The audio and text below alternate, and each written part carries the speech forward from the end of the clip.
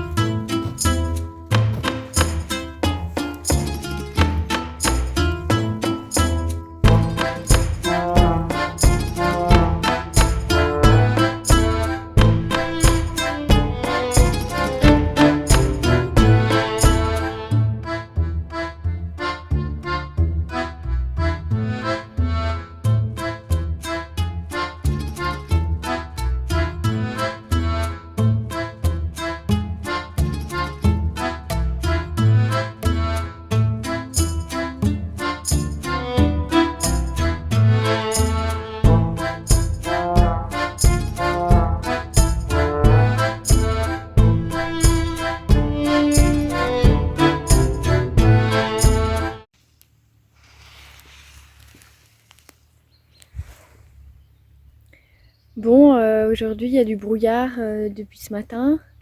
Et là le soleil est pas réveillé, même s'il est à peu près 10h30. Et du coup il y a l'eau qui coule dans les manches et qui trempe. Parce que ça c'est complètement étanche, mais ça rentre quand même par les manches et du coup t'arrives jamais à être complètement au sec. En plus moi je suis petite, alors du coup par rapport aux vignes, j'ai les mains comme ça penchées et du coup ça glisse dans la veste. Donc bon, rien n'est parfait par rapport à la pluie, c'est comme en rando. Il faut accepter de se mouiller et puis il faut pas trop s'arrêter pour pas se refroidir. Mais bon, sinon ça change, hein. On a eu très très chaud, ressenti 40 degrés la semaine dernière et puis là il fait pas froid, il fait peut-être 15 degrés, mais c'est l'humidité qui est un peu plus difficile à gérer.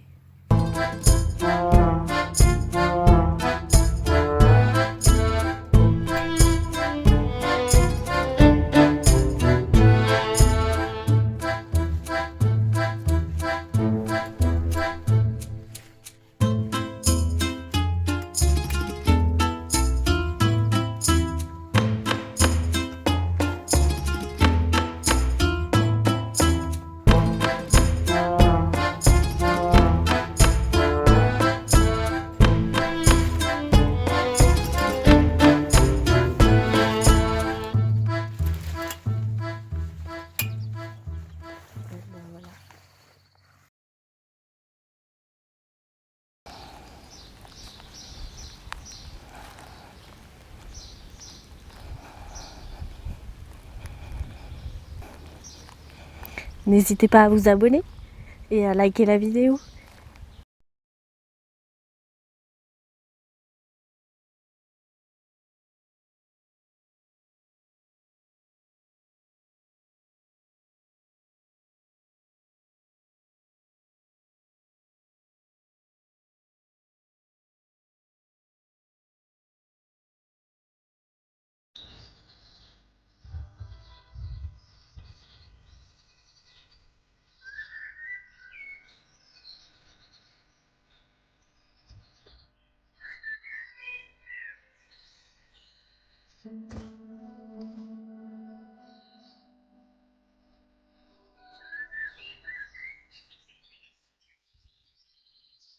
Je voulais aussi vous parler un tout petit peu de mon matériel son et vidéo.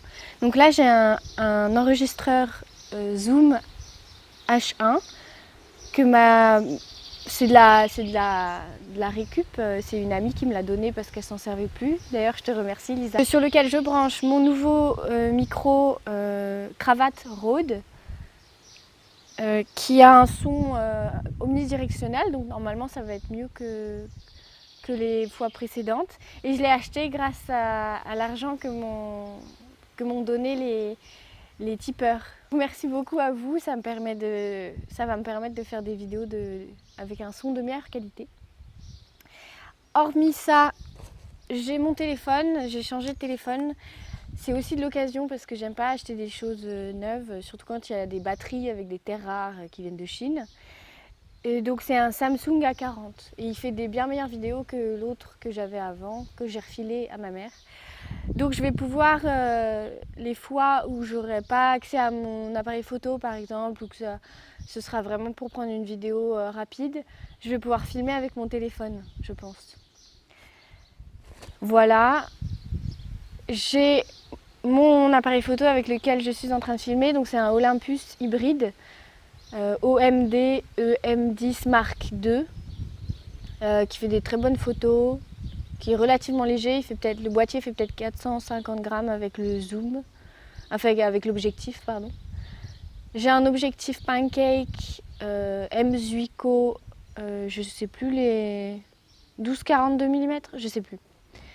Et avec ça j'ai le GorillaPod, un trépied qui est assez lourd, il fait 300 grammes je pense.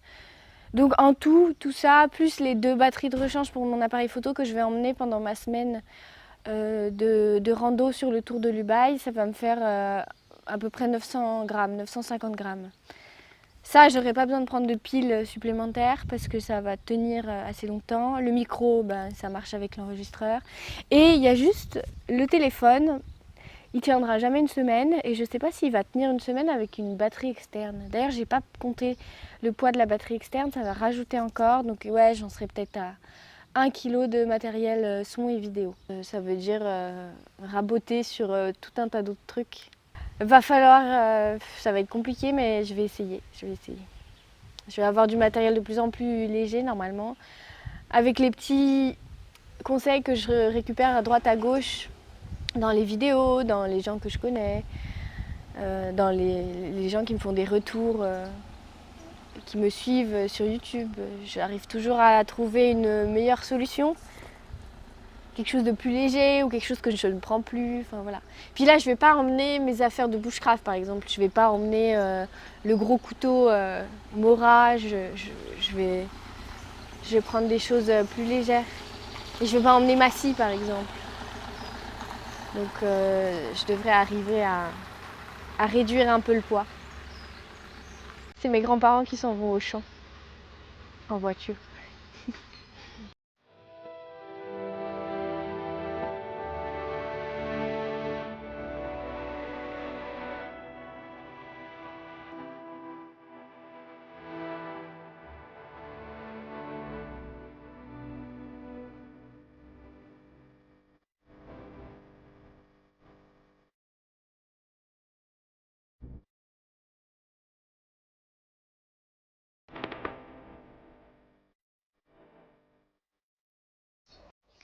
Venez, je vais vous montrer quelque chose de très mignon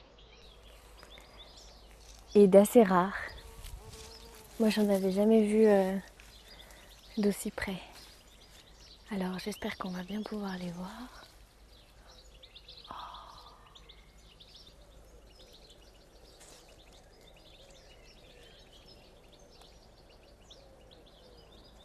C'est des petits oisillons.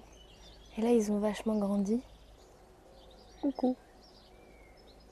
T'es la maman, toi? Tu surveilles? Je te veux pas de mal. Hein. Ils sont tous entassés les uns sur les autres, il doit faire super chaud. Bon, allez, je vous laisse tranquille. Dormez bien.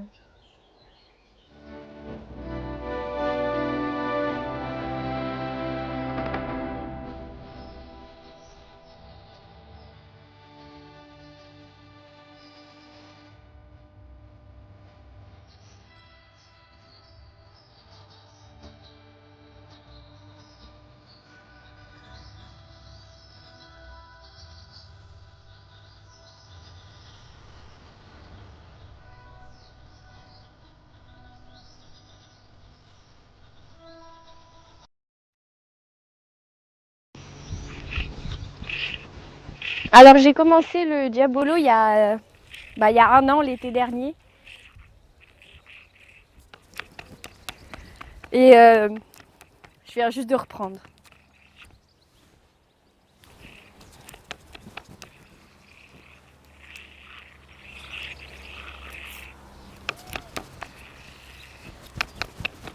Est-ce que je vais arriver à faire ça avec mon short énorme? Non. Et j'ai promis à celui qui m'a enseigné le Diabolo de faire une vidéo avec un Diabolo dedans. Alors c'est maintenant chose faite. Merde, j'arrive toujours pas à cette transition. Alors le fouetté.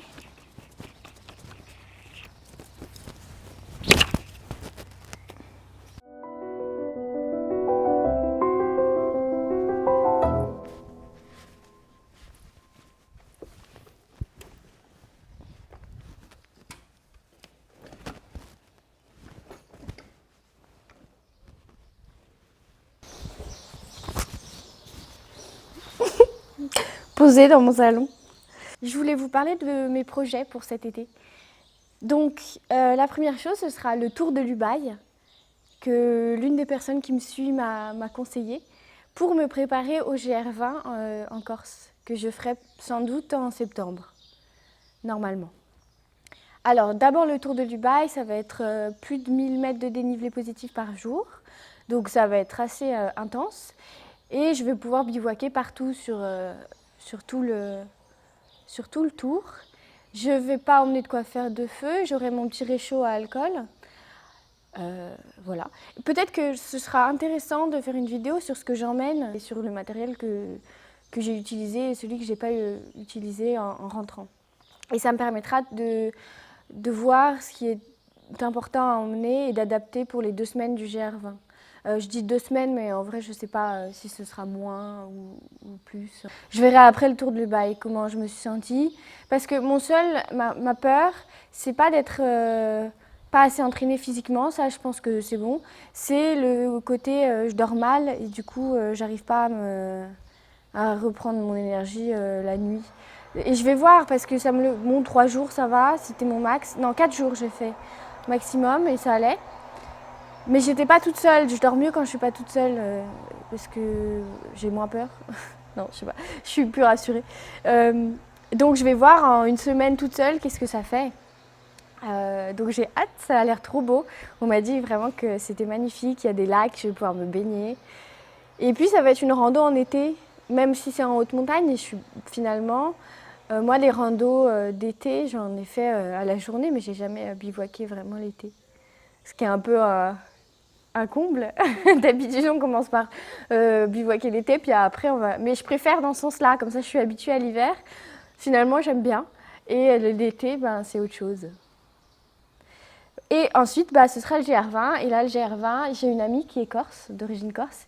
Et on va passer quelques jours ensemble, normalement, toutes les deux bah, en Corse, avant que je parte faire le GR20. Et si je pouvais faire de la plongée, j'adore la plongée, j'ai découvert ça en voyage et j'aimerais trop en refaire. Donc voilà, ça c'est mes projets et puis bah, évidemment je vous tiendrai informé. Et pour les vidéos, je vais filmer mon tour de l'Ubaye et je filmerai mon GR20. J'espère que cette vidéo vous a plu, même si c'est pas tout à fait comme d'habitude. N'hésitez pas à me laisser vos commentaires, à me dire ce qui vous a plu, ce qui ne vous a pas plu. Je vous dis à la prochaine vidéo et en attendant, allez vous promener, sortez dans la nature, soyez heureux, faites ce qui vous plaît, c'est le plus important. Salut!